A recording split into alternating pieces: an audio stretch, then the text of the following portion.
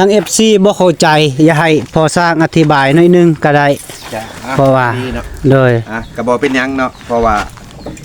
คนอื่นเนาะก็ขอโทษเทื่อนึงเนาะเพราะว่าทาง FC ขึ้นก็บ่อยากเบิ่งก็อยากเบิ่งงานที่ว่าเฮาเฮ็ดไปอันที่ว่าบ่ติดต่อเนื่องเนาะโดยเพิ่นเฮ็ดเพราะว่านึงมาเครื่องบ่ทันแม่นคือแม่คันใดมันบ่มีโดยสิไปเพิ่นว่าบ่อยู่หั่นนะแม่ของน้องอันน่ะพ่อของน้องอึ่งน้องตันพ่อแม่ก็บ่อยู่มีแต่น้องๆโดยตาตาสีพัดสีผ้าเสียงสดเลยเนาะอยู่ในความฝันมีบ้านงามๆหนึ่งหลังรถจักรหนึ่งคันตะหวังให้แม่พ่อพึ่งพ่อได้คืออยู่ในความฝันมีบ้านงามๆหนึ่งหลังรถจักรหนึ่งคันตะวังให้แม่พ่อพึ่งพ่อได้ขี่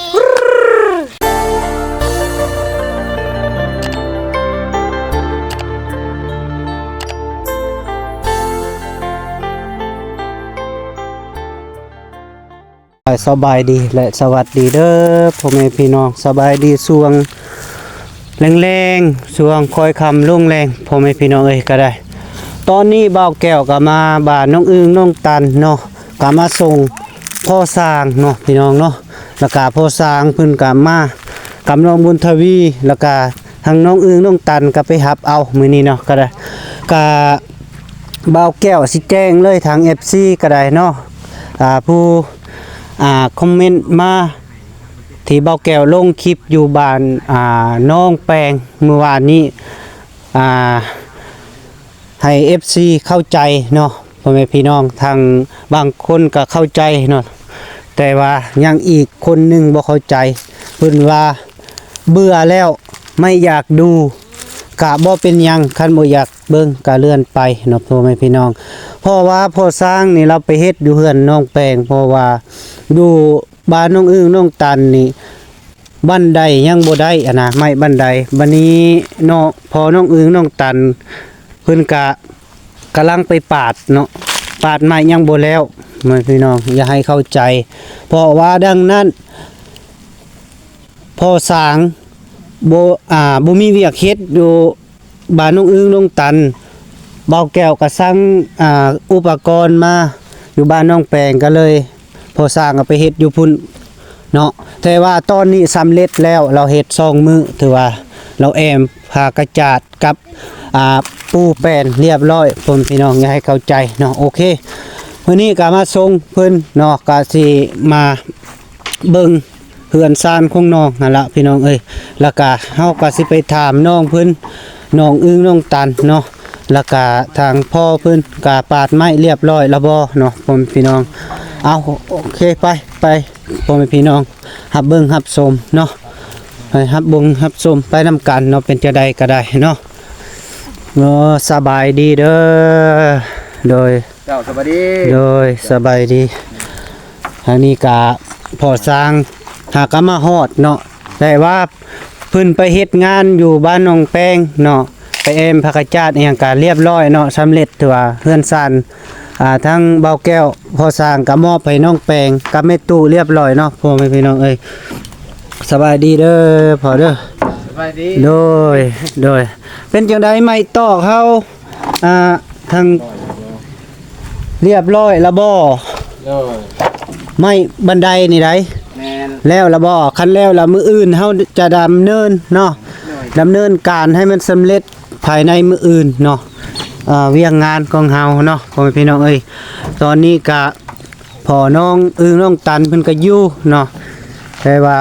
เราก็เกียมเรียบร้อยแล้วเพราะว่ามื้อนี้เราไปปาดแล้วก็มื้ออื่น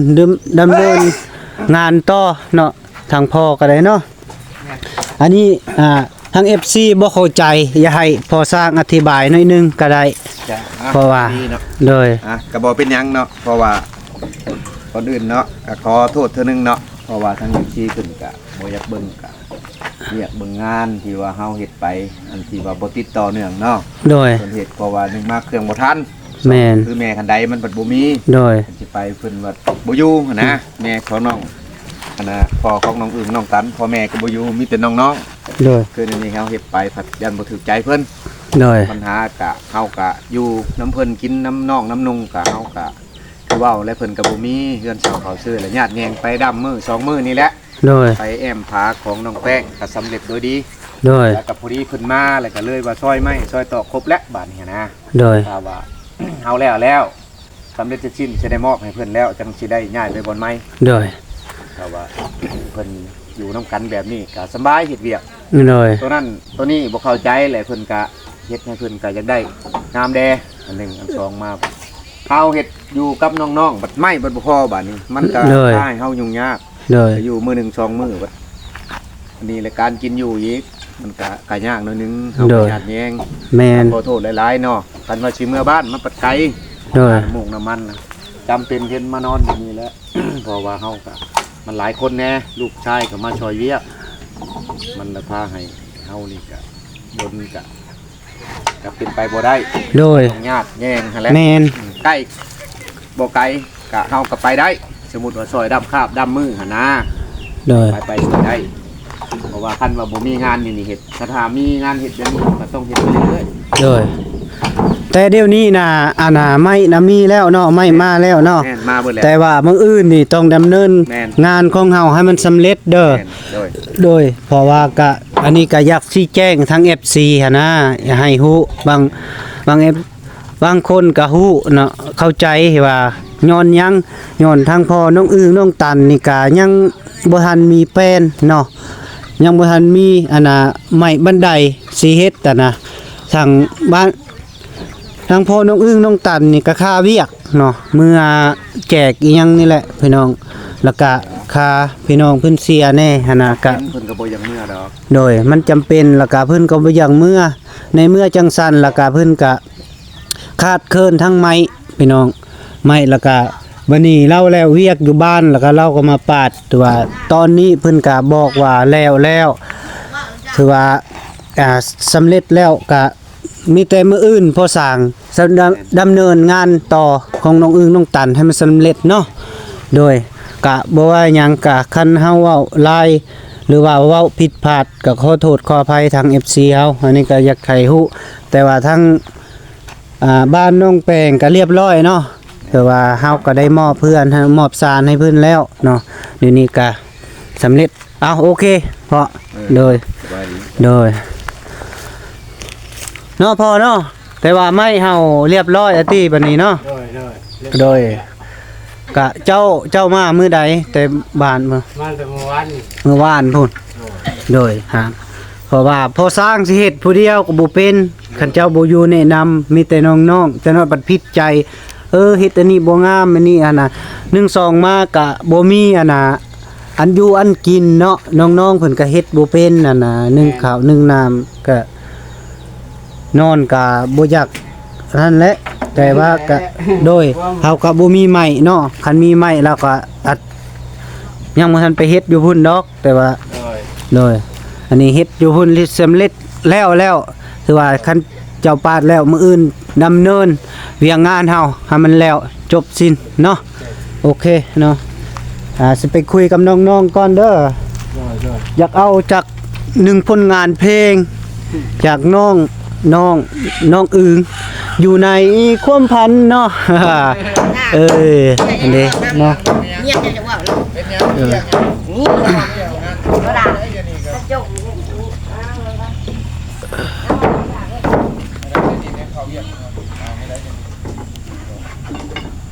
โดยไปพี่น้องเอ้ยก็ไปหาน้องอึ้งน้องตันก่อนจักหน่อย อยากพังเล็กๆน้อยๆเนาะไปพี่น้องไปสบายดีโดยโอ้ยยิ้มงามแท้เป็นจังได้ลูกไปเบิ่งเฮือนน้องแป้งงามบ่งามเนาะไม่แปลนงามโดยก็ถือว่าสำเร็จเรียบร้อยทางพ่อสร้างกับน้องบุญทวีก็เดินทางมาอยู่นี่มื้ออื่นเฮาก็ดำเนินงานเฮาเนาะเลยก็แล้วแต่นี้ก็เฮาก็ไปเบิ่งจะมีข่าวดีทางน้องบุญมาเนาะ ทางพ่อใหญ่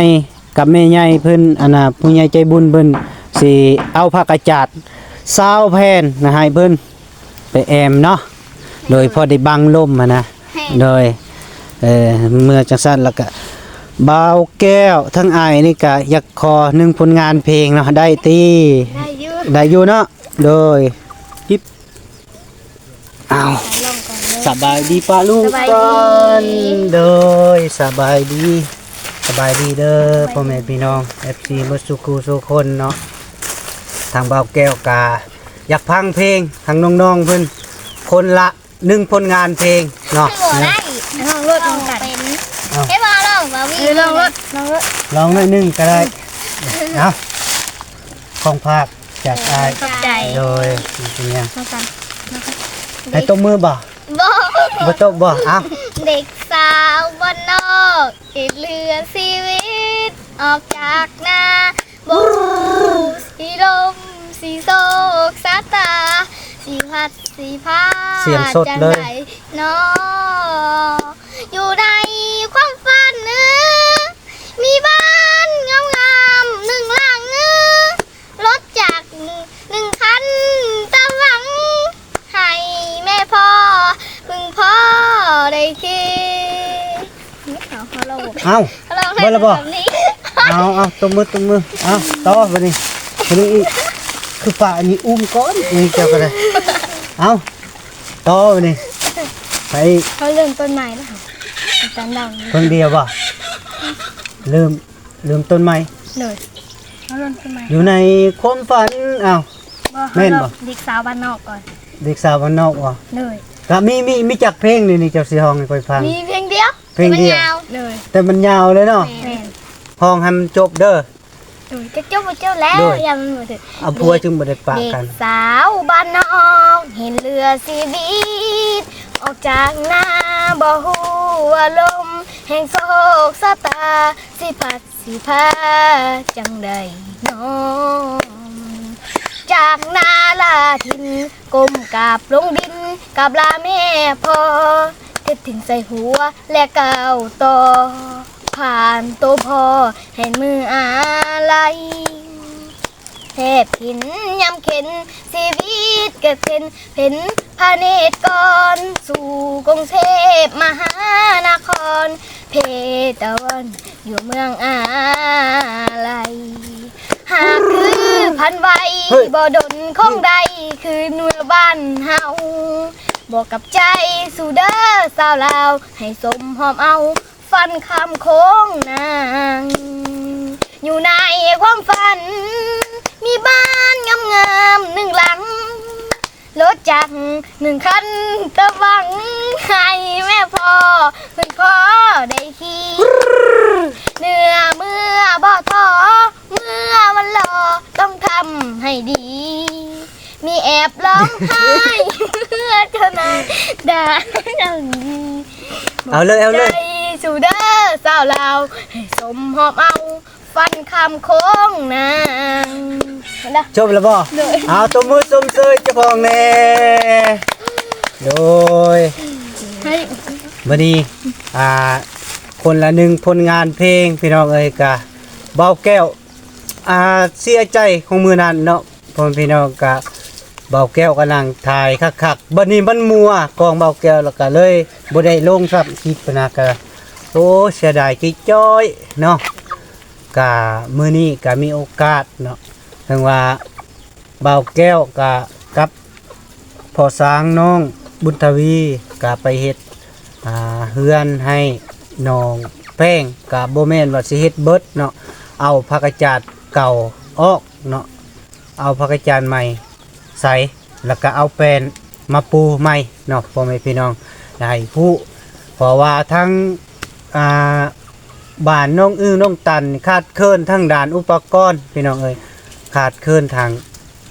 อีหยังไม้เนาะไม้บันไดเฮายังบ่ทันมีแล้วก็เลยพ่อกับแม่เจ้ากะค่าเนาะค่า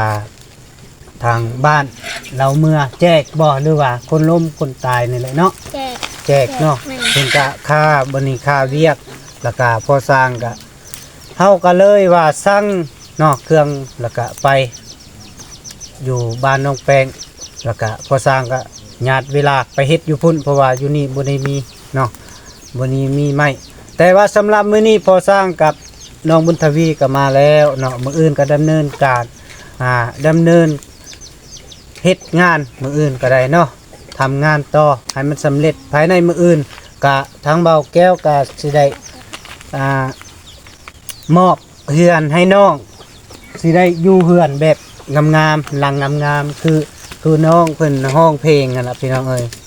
เนาะมีบ้าน1หลังนะ จะได้งัวสิไปเด้ มีรถจักคันก็มีรถ4คันบ่ มีรถ1คันเหรอ มีรถ1คันรถอีหยัง จักร รถจักร1คันบ่เอาบนรถถีบ โดยวันนี้ก็มีโอกาสว่าหัวม้วนพี่น้องเอ้ยก็ได้กะฝากทางน้องๆเพิ่นกะความฮักความแพงของเบาแก้วกะฮักแพงเนาะฮักแพงเด็กน้อยเบาแก้วนะมักฮักแพงแล้วก็ผู้ใหญ่ก็คือกันคือทางทีมงานกะเบาแก้วก็ฮักแพงเบิดทุกคู่ทุกคนแล้วก็ทางน้องน้องบุญทวีน้องใส่ผ้าหลักๆน้องใส่ผ้าที่เบาแก้วที่สนิทเนาะแล้วก็ทางพุ่นกับน้องอูน้องอีเนาะแล้วก็น้องเฮือยทางพี่กับน้องอึ้งน้องตันเนาะแล้วก็ฮักแพงผมไม่น้องเอ้ยแกงเบาแก้วนี่ฮักแพงผู้ใดกะน้องบุญมานี่เนาะน้องบุญมายังเฮาน้องบุญมานี่มีข่าวดีแล้วมื้ออื่นก็สิได้ไปเอาผักกระจาดให้เพิ่นเนาะทางผู้ใหญ่ใจบุญเพิ่นก็มอบให้หลังที่บันเฮามาป่าอยู่เฮือนน้องแปงเนาะมื้ออื่นเพิ่นไปแก้มาเนาะ22แผ่นเนาะได้มาแอมให้เที่ยงน้องบุญมา หลังจากคันว่าพ่อเพิ่นมาเฮ็ดงานซอยอยู่เฮือนแต่เจ้าซอยพ่อสร้างก็แล้วนี่ก็ไปแอมให้เรามือหนึ่งเนาะเขาก็จึ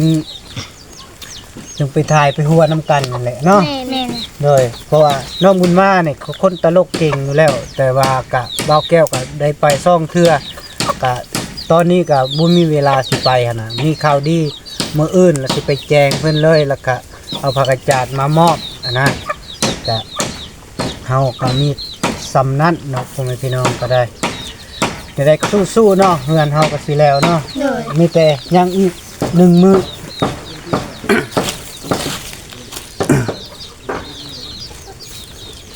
แม่นบ่ แม่ ยังอีก เลย 1มื้ออื่นรอเนาะกะว่ากะสิได้ขึ้นบ่มือฮือเฮาจะได้ขึ้นบ่เฮือนเฮาเนาะ บดจัก แต่ว่าอยากแจ้ง FC เพราะว่ามื้ออื่นภายในมื้ออื่นนี่สำเร็จเพิ่นพี่น้องเอ้ยภายในมื้ออื่นนี่เฮาจะมาถ่ายมาอัปเดตใหม่ มื้ออื่น เนาะ ที่ก็แล้ว โดยอาจ แล้ จะ วแล้ว สำ ก็ เร็จ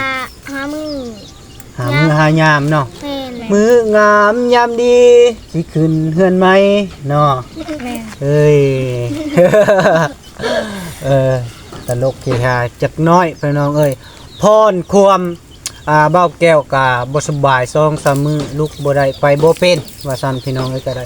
มื้อนี้ก็ไข้แน่กับมื้อวานนี่ก็โอเคอยู่พอได้ไปมื้อนี้ก็มีความสุดชื่นแน่ก็เนาะ เป็นจะได้ต่อบัดนี้เฮาฮะไปการเขียดบ่ แม่น่ะไปการ ไปการเขียดก็เจออึงการอึงก็เจอเขียดเนาะไปกับเดอาลา บ่ แม่ เจ้าไปก็ได้อยู่แล้วเป็นหมู่กันอึงอ่างนะพยายามนี่ก็บ่มีเนาะบ่มี ชวนหมู่เลย บ่ยามใดอึงออก จะน้อยก็ไปส่วนอันนั้น บ่ กงเกี้ยงเลย อึงออกยามใด ยำพุน ยามพ่น แม่ เดือนใดเดือน5บ่เดือน4 6ว่ะ เดือน6เดือน5ตี ที่5ว่ะ ยามผาดังดึง มันก็ห้องอุดอัด ออ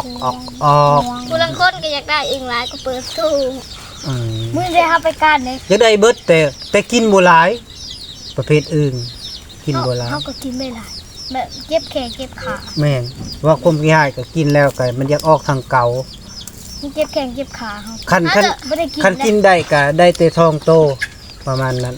ถ้าเกิดบ่อยากกิน กินบ่ได้ ก็โตมาเฮาอยากกินไข่มันจะแซ่บได้ อ่ะ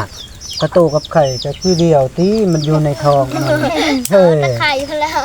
นะ กินแต่ไข่มาแล้วเด็กกระตันจะได้ก็ไปชวนโยงเกี้ยงแหละก็ไปแหละ กองเกียงบ่ แม่นชวนปลาหลุดเนี่ยอ้าวไปพาภาษาเลยคำเลยจ้ะ เลย ป้ามือน่ะนะไปกันเขียดน่ะไปพาภาษาไปเลยกลางคืนน่ะนะ โดย แหลนบุญบันบุญบันเลย มันบัน กูบ่มีโค้งกะอยากให้หัวกูแหละกูมีโค้งเต็มๆไปเลย เอาพ่อแม่พี่น้อง FC เบิดสุคูสุคนเนาะทางเบาแก้วกากสิขอโตเดินทางเนาะแล้วก็มืดค่ำมืดหูมืดตาแล้วพี่น้องเอ้ยค่อยค่ำลงแรงมันมืดแล้วก็คือว่าคือทางเบาแก้วแจงนั่นแหละเนาะพ่อแม่พี่น้องทาง FC ให้ฮู้เนาะแล้วก็คันว่าเบาแก้วเว้าผิดผาดก็ขอโทษขออภัย